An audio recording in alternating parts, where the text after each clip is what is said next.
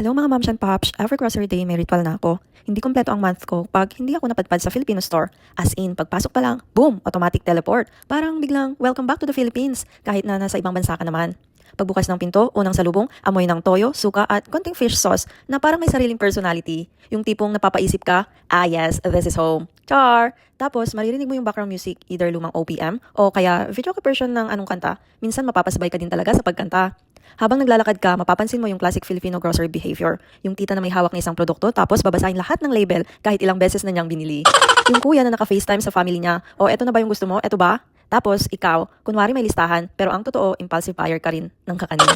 Bibili lang ako ng toyo, sabi mo. 5 minutes later, may pansit canton, 3 klase ng sardinas, pandesal, frozen longganisa at kung ano-ano pa sa cart. Tapos dumating na ang pinaka-intense na part ng experience. Guess the bill! Paglabas mo ng store, dala mo na yung eco bag at paper bag mo na halos sumuko na sa bigat. Tapos napatingin ka sa resibo. Ah, okay, kaya pala.